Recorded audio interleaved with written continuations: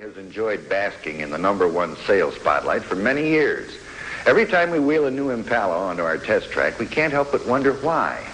Is it styling, performance, engineering?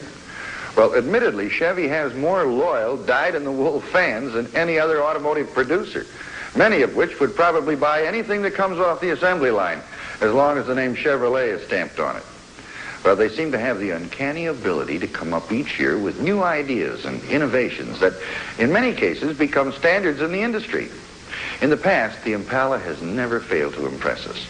However, with this 1969 offering, we feel that Ford and Chrysler just might woo many of these Chevy fans away from the camp.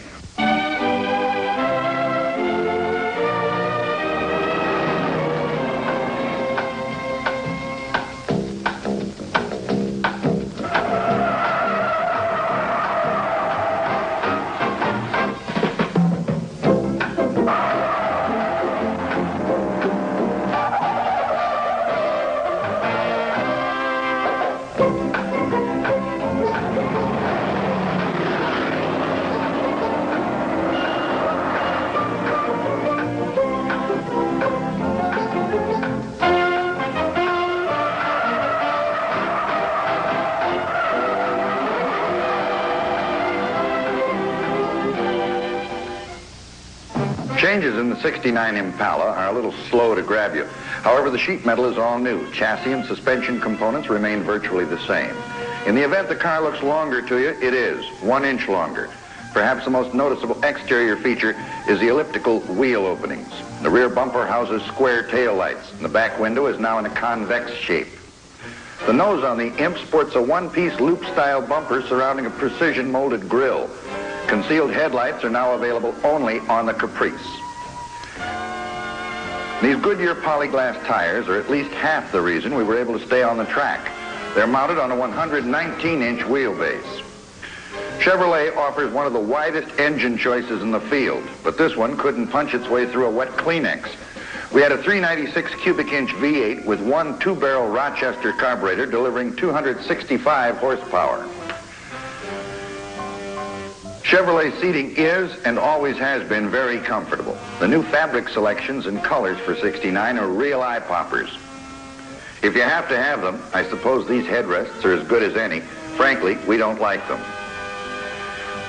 The steering wheel is adjustable and handled well. The horn buttons are on each side of the padded center bar. Instrumentation, what there was of it, was clear and easy to read. However, there's a light to tell you just about anything you want to know.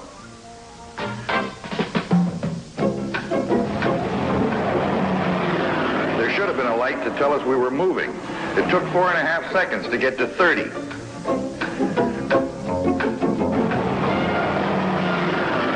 Our driver almost put his foot through the floorboard on the second run, but it still took 8.7 seconds to make. On our 0 to 60 run, there was quite a bit of anxiety. We didn't know if it'd go that fast. But 13.7 seconds later, we made it. We used the full quarter-mile strip to coax it up to 75. That happened in 19.8 seconds.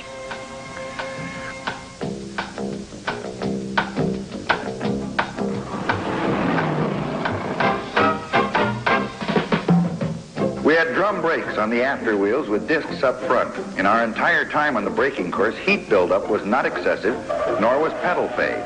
From 30 miles an hour, it took 38 feet to stop. The springs on this Impala were soft, and we thought the nose would dive right into the asphalt. From 45, it stopped in 67 feet. These brakes were pulling to the left severely. However, we don't make adjustments. We drive them as they are and show them like it is. From 60 miles an hour, 155 feet. This new Impala seemed to have a softer ride than last year's model. Up front, there were wishbones and coil springs. In the rear, a live axle with coil springs. We've always liked Chevy's power steering. It allows a good feel of the road. When coming into a corner at average speed, steering is about neutral. But when you push it through, hard understeer sets in, and the front end washes out. With our lack of power up front, it was difficult to drive through any corner.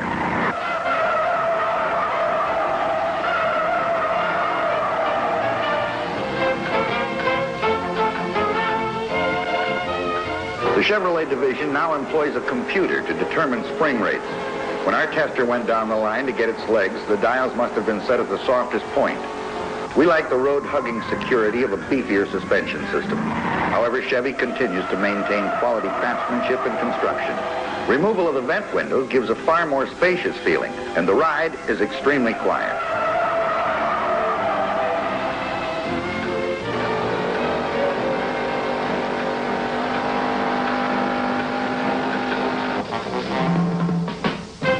While we found this car to be underpowered and a little too soft, the new Impala styling is superb. And with a 427 under the hood, it's an altogether different animal. From the Corvette to the Caprice, Chevy tries to be all things to all people. Maybe that's why they're number one.